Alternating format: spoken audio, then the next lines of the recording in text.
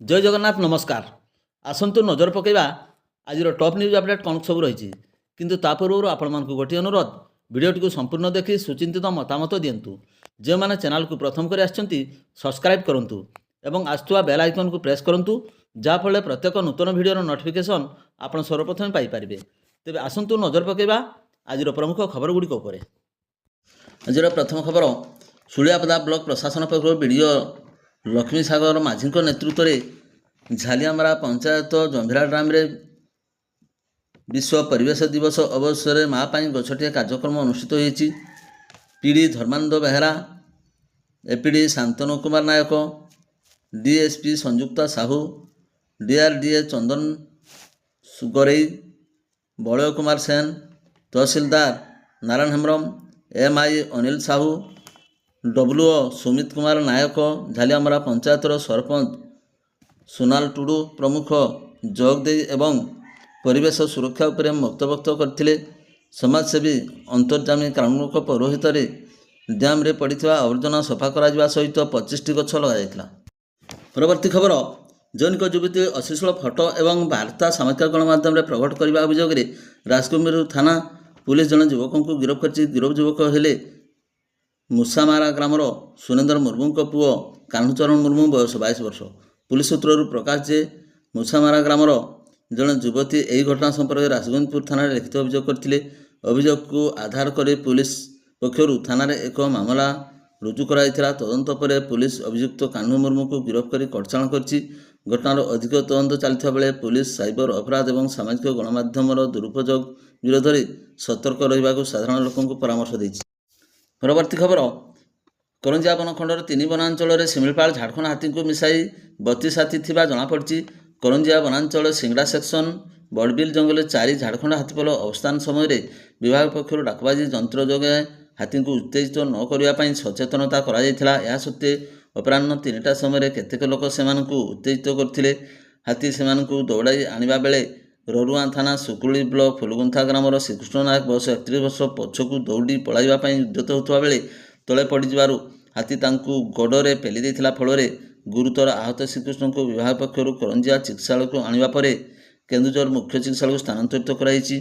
बनखंड अधिकारी अजय कुमार साहू, वनांचल अधिकारी प्रशांत कुमार स्वाई आहत श्रीकृष्ण चिकित्सा बाबद समीक्षा करते। करंजिया बनखंड अंचल कादरिया सेक्शन पाउदिया जंगल में 5 शिमिलीपाल हाथी, ररुआ सेक्शन मुकनारे गोटे झारखंडी हाथी, दुधियानी वनांचल टंगाबिला सेक्शन हाथीमुंडी जंगल में 4, भंडा सेक्शन बादाम पहाड़ जंगल निकटस्थ दलकीबेड़ा ग्राम पाखरे 5 एवं जयपुर सेक्शन बादाम पहाड़ जंगल सन्निकट सानजाम्बिला ग्राम पाखरे 3 शिमिलपाल हाथी थिबा जणाଯାଇଛି। सेहीपरि ठाकुरमुंडा वनांचल ठाकुरमुंडा सेक्शन बड़बिल जंगल में 5 एवं केन्दुमुड़ी सेक्शन बिशीपुर जंगल में 5 शिमिलपाल हाथी थिबा बेले कौनसी क्षयक्षति कर सूचना मिली। परवर्ती खबर शरद थाना अधीन काशीचरण ग्रामर बापा माँ छंड 5 अनाथ भौणी जिलापाल निकट में फेराद होती। स्वर्गत पिता संपत्ति को ग्रामर जड़े व्यक्ति जबरदखल करने नहीं जिलापाल द्वारस्थ होती परिवार। एने थाना अभियोग होते हैं अद्यावधि कौन पदक्षेप ग्रहण कराना। एपरिक उदला थाना अनुष्ठित जिलापाल जनवियोग शुणाणी जोग देते न्याय पाइबार वंचित होती। जहां नहीं परिवार समस्ते अनाथ झील मैंने जिलापाल कार्यालय पहुंची पुनर्बार अभियोग कर तहसीलदार सरोजिनी तदंत कर न्याय प्रदान करने को दाबी कर। सूचनायोग्य 7 वर्ष पूर्वे डोबराई सिंह एवं माँ चांदू सिंह मृत्युवरण होता। औरसोर जात 5 कन्या एवं अवहेलित और निष्पेषित। सान 3 भौणी पुरी जिलार एक अनाथ आश्रम रोकुवा बेले पाठपढ़ार डरी बंधा होती। बड़ झील सुषमा 24 वर्ष एवं पूर्व बाहागर हो सारी। झील रुक्मणी 17 वर्ष शरद पंचायत सरपंच घरे आश्रय नेउथुवा बेले झील गुरुबारी 23 वर्ष, दुली 15 वर्ष एवं मादुई 12 वर्ष अनाथ आश्रम रोचंती। अन्यर सहारा जीवन धारण करचंती। बापांकर अंते 3 झील को अनाथ आश्रम आश्रय देइथुवा बेले झील जिंकी एवं संपर्कीय जेजेमा हाथ टेका को चाह रही। पाठपढ़ार समस्त डरी लगी बेले पेट को दाना पाई पर उपर निर्भरशील होती। सरकारी योजन प्रधानमंत्री आवास गृह मिल न ପରପିଣ୍ଡାରେ ଜୀବନଯାପନ କରୁଛନ୍ତି। ଏହାର ସୁଯୋଗ ଦେଖି ଗ୍ରାମର ବାମିଆ ସିଂ ପୈତୃକ ସମ୍ପତ୍ତିକୁ ବାଡ଼ ଘେଇ ଜବରଦଖଲ କରିଥିବାରେ ଲାଗିଛନ୍ତି ବୋଲି ଅଭିଯୋଗରେ ଉଲ୍ଲେଖ କରାଯାଇଛି। ଏହାକୁ ବିରୋଧ କରିବାରୁ ସେମାନେ ନାଲି ଆଖି ଦେଖାଇ ଧମକ ଚମକ ଦେଉଛନ୍ତି। ବେସାହାରା ଝିଅଙ୍କୁ ନ୍ୟାୟ ପ୍ରଦାନ ପାଇଁ ଗାଁ ଲୋକମାନେ କିମ୍ବା ଆତ୍ମୀୟ ସ୍ୱଜନ ସହଯୋଗ କରୁଛନ୍ତି। ଏପରିକି ଉକ୍ତ ଘଟଣାକୁ ନେଇ ଜିଲ୍ଲାପାଳ ଜନ ଅଭିଯୋଗ ଶୁଣାଣି ଶିବିରରେ ଅଭିଯୋଗ କରିଛନ୍ତି।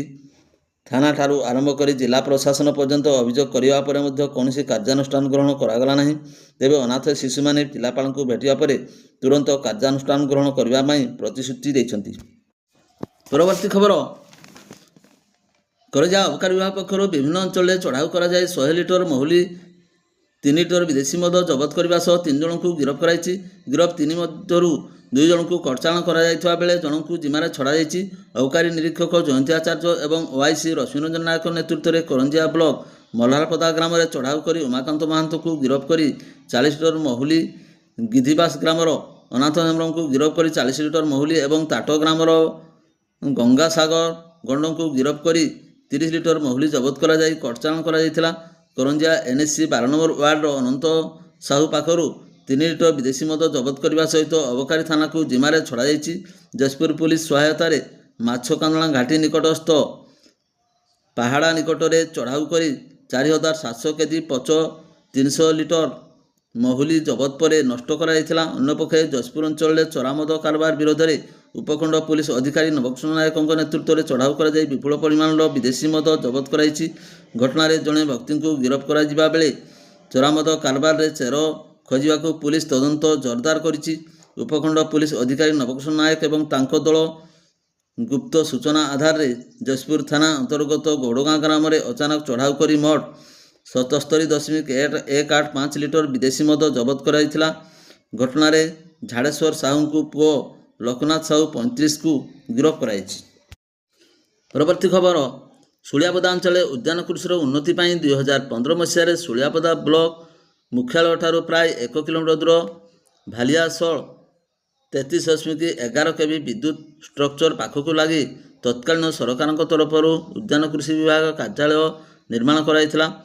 କାର୍ଯ୍ୟାଳୟ ପାଇଁ ବ୍ୟକ୍ତିଗତ ଟ୍ରାନ୍ସଫର୍ମର ଲାଗି ବିଦ୍ୟୁତ ସଂଯୋଗ ହେବା ସହିତ ବିଦ୍ୟୁତ ୱେରିଂ, ପାଣିରେ ସୁବ୍ୟବସ୍ଥା ପାଇଁ ପମ୍ପ ସହିତ ଛାତ ଉପରେ ଟାଙ୍କି ଲଗାଯାଇ ଗୋଟିଏ କାର୍ଯ୍ୟାଳୟ ଚାଲୁ ହେବା ପାଇଁ ସମସ୍ତ ପ୍ରକାର ସୁବିଧା କରାଯାଇଥିଲା। ମାତ୍ର ବିଭାଗୀୟ ଅଧିକାରୀ ଏବଂ ପ୍ରଶାସନର ଉଦାସୀନତା ଯୋଗୁଁ କାର୍ଯ୍ୟାଳୟ କାର୍ଯ୍ୟକ୍ଷମ ହୋଇପାରିଲାନି।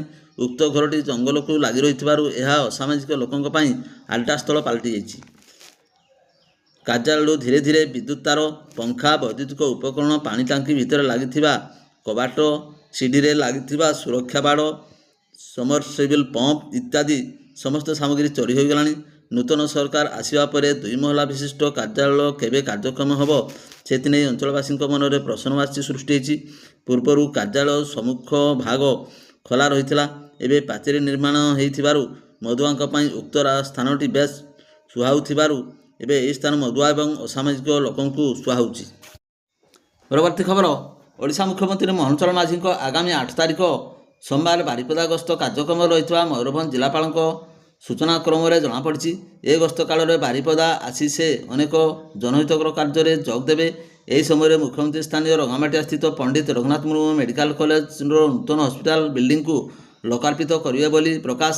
ମୁଖ୍ୟମନ୍ତ୍ରୀଙ୍କ ଗସ୍ତ ପୂର୍ବରୁ ଜିଲ୍ଲା ପ୍ରଶାସନ ପକ୍ଷରୁ ସୁରକ୍ଷା ବ୍ୟବସ୍ଥା ଏବଂ ବିଭିନ୍ନ ବିଭାଗର କାର୍ଯ୍ୟପନ୍ଥା ନେଇ ସମୀକ୍ଷା କରାଯାଇଛି। ପରବର୍ତ୍ତୀ ଖବର, ମୟୂରଭଞ୍ଜ ଜିଲ୍ଲା ମରଡ଼ା ବ୍ଲକ ଅନ୍ତର୍ଗତ ଗଡ଼ିଗାଁ ପଞ୍ଚାୟତସ୍ଥିତ ହାଡ଼ିଭଙ୍ଗା ଗ୍ରାମର ଆଦିମ ଜନଜାତୀୟ ଲଧା ସମ୍ପ୍ରଦାୟର 65 ବର୍ଷ ବୟସ୍କ ବୃଦ୍ଧ ସନ୍ତୋଷ ମହାଳିକଙ୍କ ପତ୍ନୀ ହୀରା ମହାଳିକ 13 ଅକ୍ଟୋବର 2012ରେ ସାପ କାମୁଡ଼ାରେ ମୃତ୍ୟୁବରଣ କରିଥିଲେ।